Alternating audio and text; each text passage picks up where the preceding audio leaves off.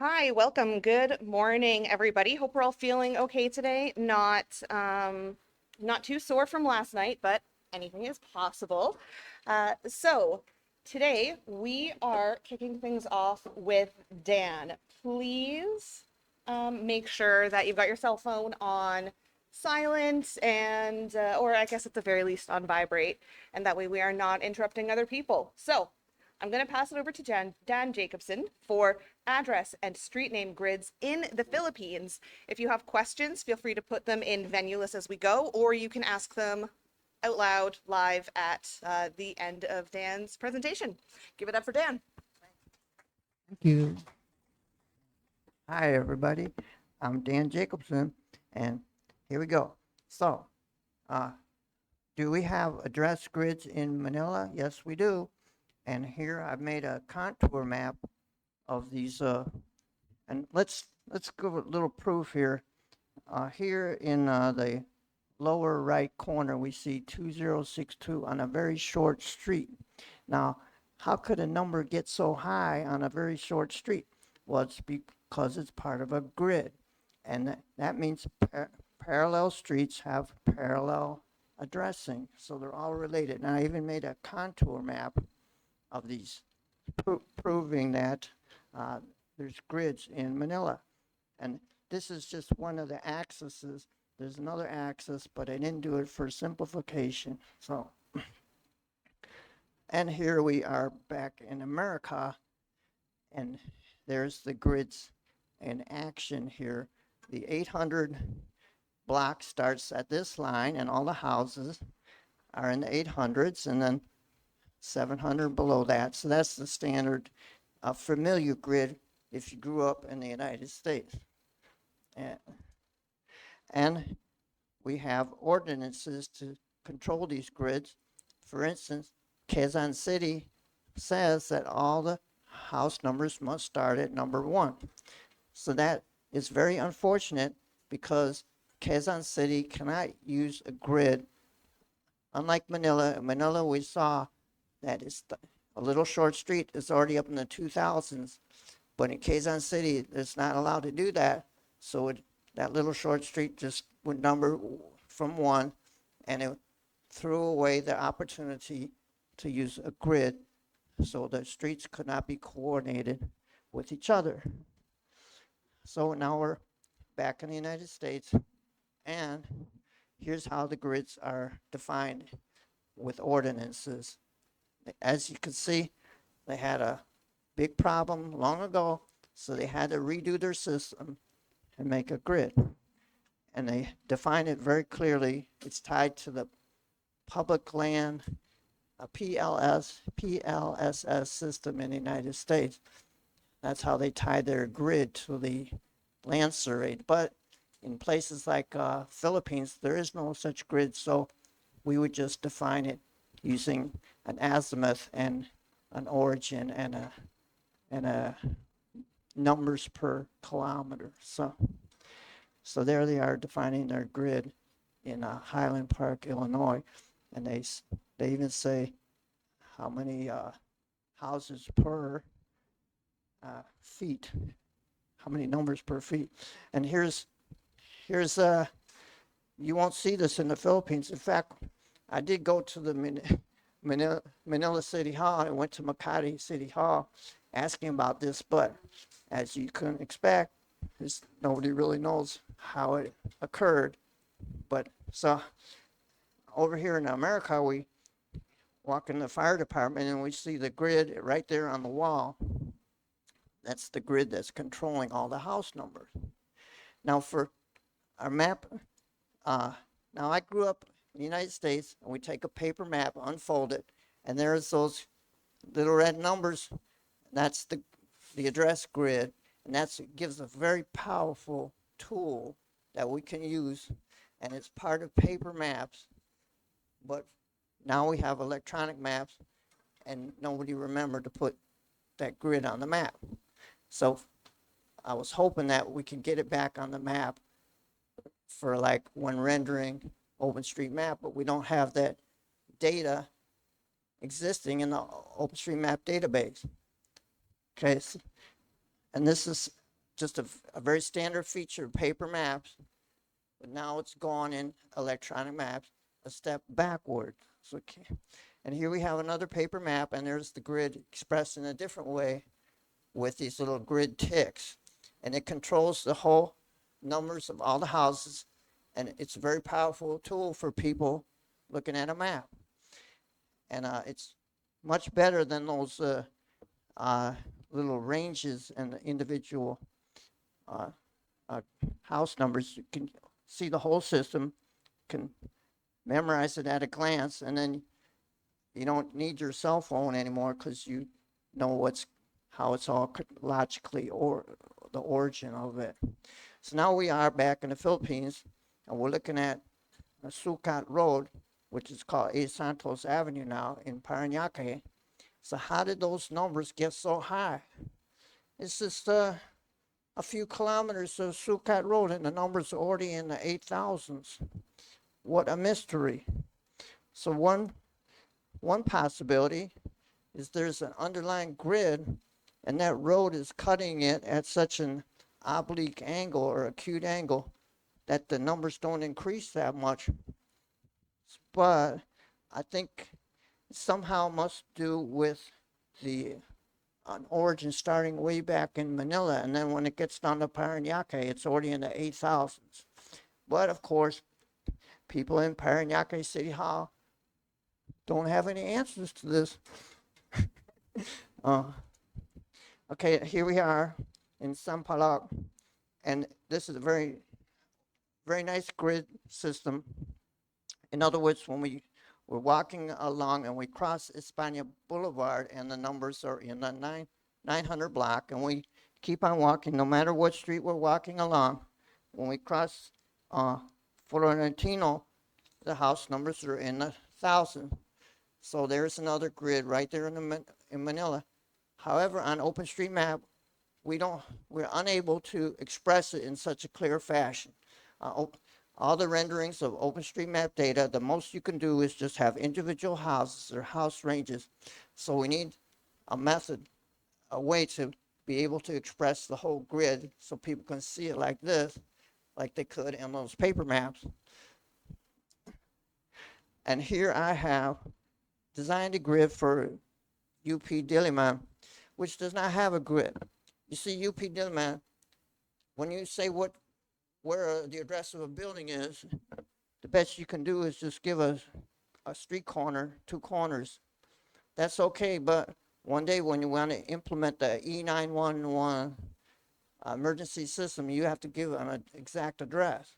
So I just designed one for you guys, and I used the origin as the oblation monument, but I did not use 0 and 0 for the X and Y axis.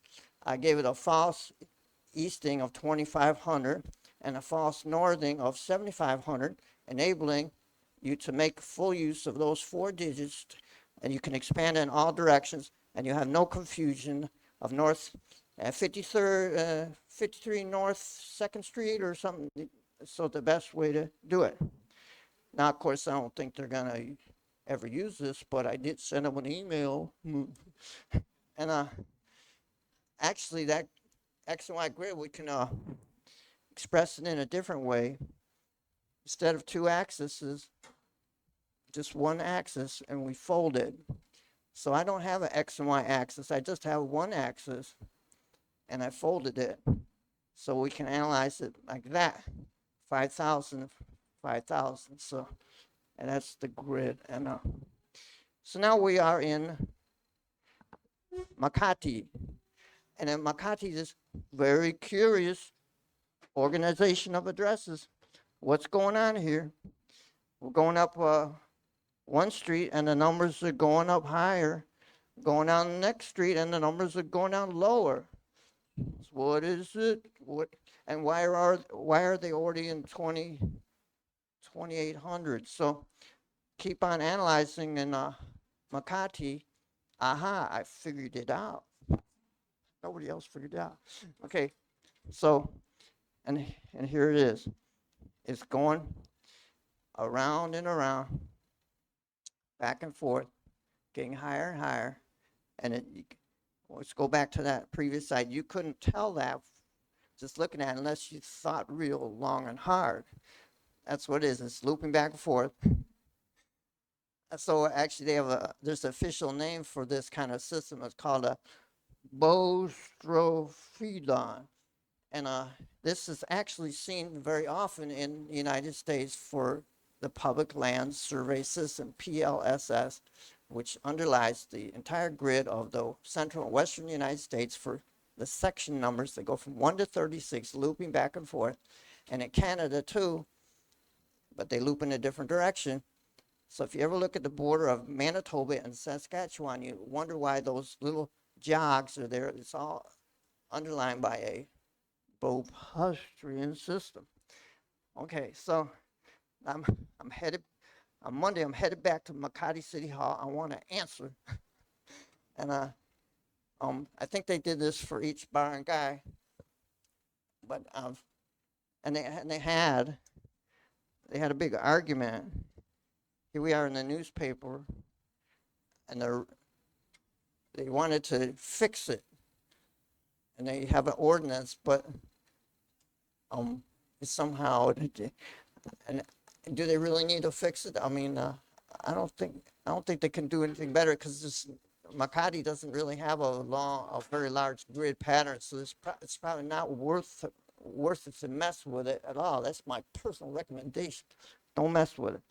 So, and then we're analyzing Makati, and we find it's probably unique per barangay. I'm still working on it, but it's a very interesting little question. Okay, and now here we are in Taguig. What a disaster. We could have asked some school kids to make, so it's let's see what it is now. Okay, it's 6th Avenue, yeah, 6th Avenue is 4th Street, and 9th Avenue is 6th Street, and 10th Avenue is 7th Street. And it's like, now, is it worth fixing it? Probably not. Um, just leave it around as an example of, I mean, how will we do this better? Well, we could, but we don't, it's probably not, don't want to mess with it. Okay, so now where are we going to learn about how to do these things correctly? They don't teach it in school. They don't teach it in your urban city planning courses. They just never get around to teaching addressing. They really don't. I bet you in this UP Diliman, there's no class. They're going to tell you how high the ceiling should be and how large the windows and how many feet, how many meters the street should be wide, but they're not going to tell you about how to number those houses. I'm pretty sure. So where can we find it? Well, there's American Society of Planning Officials. They really did do some work on how to do this stuff. And here's their, it says zoning, but it also includes numbers. And here we see a street sign. 18th Street is 1800 South. So that's a smart way to, and in fact, today at noon, I'm going to give a little 5-minute lightning talk about my world's best system that I personally designed to do this stuff but for rectangular cities only. For other types of cities, I don't have any answers. So okay, so how are we going to put this into OpenStreetMap? Well, we're going to define the value 1800 on every street text. Like we have a way 18th Street. Are we going to put 1800 into that way's tag? No, because that way, if we did that, we have to put in 1900 for 19th Street and 8th. So we have to make a lot of work for no reason, because each city's grid is a real grid, which would have an origin and a scale and an azimuth. And these should all be in just one node, which is the node for that whole city or for that whole township or whatever that's controlling that grid. So you don't want to just one little node, and then you could get the definition of the grid, and then you could put them on maps. because it would be in the database. Or maybe I should do this via Wikidata and not bother with OpenStreetMap, because, but maybe the people in OpenStreetMap would see the value of having a grid. I mean, we have one-way streets in OpenStreetMap, so that's some extra information. So why not a grid of the cities? And then we're on paper maps. So, okay, now we are back in Taguig, and we're looking at OpenStreetMap, and somebody has called the streets Block 10, Block 20. I don't think the streets are actually named like that. I think that's referring to the houses, the blocks in between. So I think it looks like a mistake here. Now, also, if you look at the order of the blocks, it seems in some order, but it's not in a good order. So how would I order it? I would just start in the middle, like 55, and then uh, I would have a lot of room to expand it. I wouldn't do it sequentially. So it's, yeah. And now we are in Manila South Cemetery, and I don't know if anybody lives there, not sure. Um, and you never know. But I don't, okay, so, and actually it's a perfect system. Um, it's mainly non-overlapping street names. Okay, BCD is all the way to J, and then MNL is in this other direction. So it's very important that the streets don't overlap, and that allows us to not worry about if it's an avenue or a street.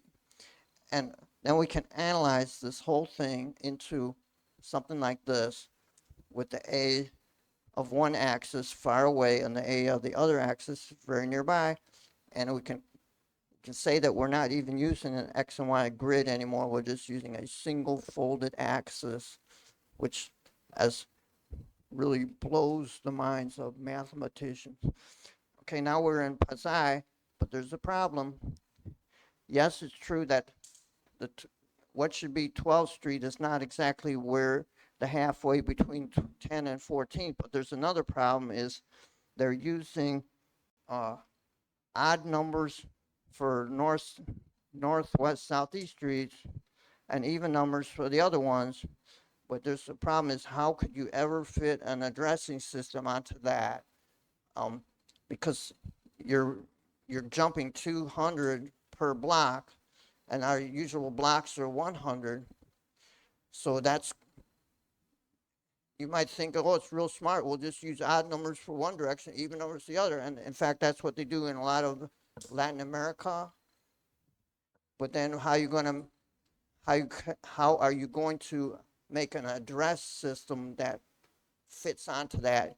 You're not. You're just going to end up having independent system, like where, like San Francisco or New York City, where you have 26th Street, but it should be the 2600 block. But sorry, they blew it. And same with New York City. Okay, now we're in Caloocan, and so okay, Caloocan looks pretty smart. 8th Avenue, 7th Street. But the problem is when you're calling the cops with an emergency, what if you mess up? I mean, 7th Avenue and 8th Street. I mean, 8th, 7th Street and 8th Avenue. So how are we going to separate these systems? Well, I just added 70 to these, and now they're a separate system. That, of course, I wouldn't do that in real life because I probably, 2 minutes. Oh, okay. I thought 5 minutes. Okay, so, uh, okay, so anyway, here we are. These people are complaining about these systems. So now we're off to BGC. BGC did it really good. They separated their 1 to 20 is one direction, and 20 to 40 is another direction. It doesn't matter if you forget which is street and which is avenue, which is very easy to forget. And there's my analysis of my single axis. In fact, I was all ready to march over to BGC office and tell them what to do because they don't use addresses yet. And what do you know? I walked over there and they already have my system on their sign. So I didn't have to tell them they're using my system. Isn't that great? And there's the car dealership. And they said, wow. So that just tells you that it's the only logical system is you just add 00 to these addresses. And here we are in Salt Lake City, Utah, and they don't even say 3rd Street at all, 4th Street. They just directly use the addresses as the street names. Isn't that amazing? So, okay, so my conclusions are you don't want to just let these things naturally occur. You got to plan them right, because otherwise you're going to have a big headache fixing it up later. And OSM, let's get those address grids into the database so we can use them. And okay, what else we got here? And okay, our role as mappers, we just passively map things, or maybe we give a little feedback of things. It's like a feedback to the city council, say, you don't have addresses yet. I've got a good idea how you could do that. So let's just not just be passive mappers recording things. Let's also give a little feedback about how things could be done better. Thanks.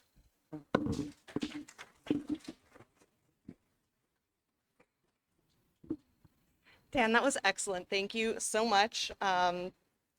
I definitely got a lot out of that, and you got a few laughs, which is pretty good. So nice job on that one. So before I open it up to questions from venue lists, anybody in the room with a question? Yeah.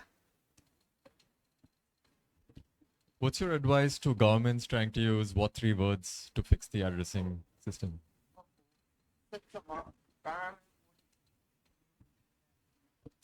What's your advice to governments trying to use what 3 words?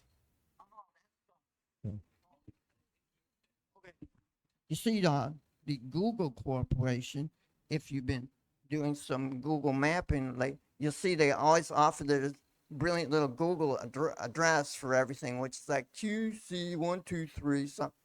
And also we have this what 3 words thing. The problem is that's not going to help the person in the street, especially without a cell phone. So all our addresses should make sense without any electronics on your body. I want something that makes sense logically. It doesn't really have to be a grid. It just has to have some relation to the ground. Should be work even if there's a tornado. So, yeah. Makes sense. Thank you. Going to venue list now for a question. Have you had conversations with local people about this problem and the desire for mapping the lot numbers?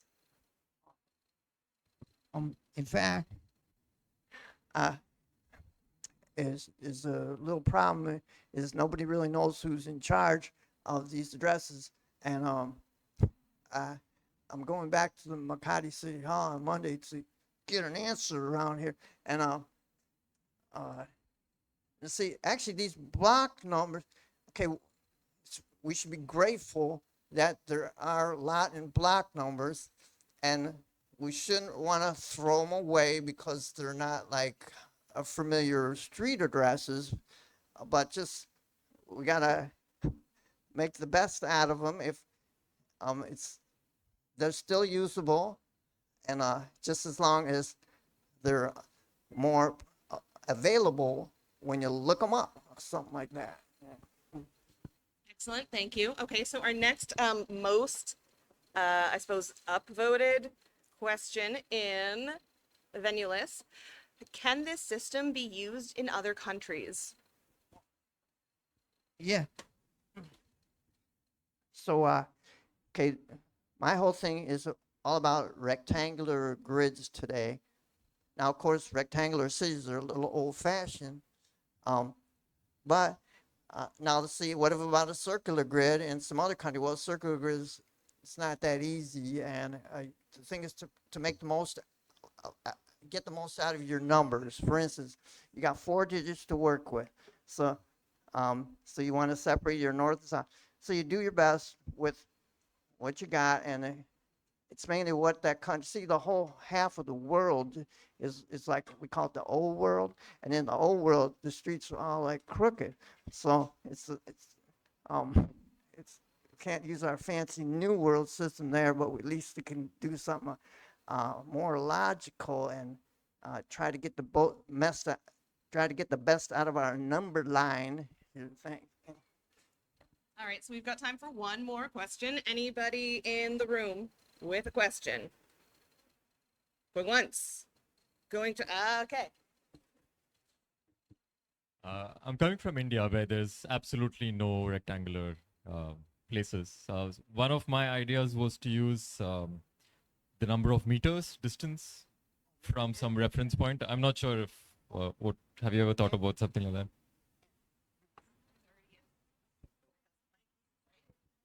Yeah, in fact, that's a great system as long as you be real strict about it, and that's what we use in Taiwan and China. It's like, well, you go along and then you take a right into on a lane, and then you start numbering on that, and then you take another right, and then so you get a.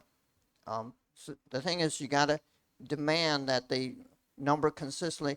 They say, well, we don't need numbers. There's a highway interchange. Nobody's gonna build a house there, but you gotta keep on numbering, reserving exactly, because there's several things. You don't know if that interchange is gonna be there in 100 years, and also during disasters, you won't be able to look at numbers on the side of the road. You have to look at your mile meter in your car. So, and then what about if that road gets shortened or rerouted? Well, you're certainly not going to, nobody's going to be very happy to change all the numbers just because your road is now a little shortened. So you use those Ks like 3K plus 879, 4K plus. So, so the main thing is, if you're a politician, you never want to change people's numbers because you're going to get voted out of office. So you got to figure out a permanent system, and that's not going to mess up when the road gets slightly changed. Excellent. All right, everybody, give it up once more for Dan. That was awesome. Thank you, Dan.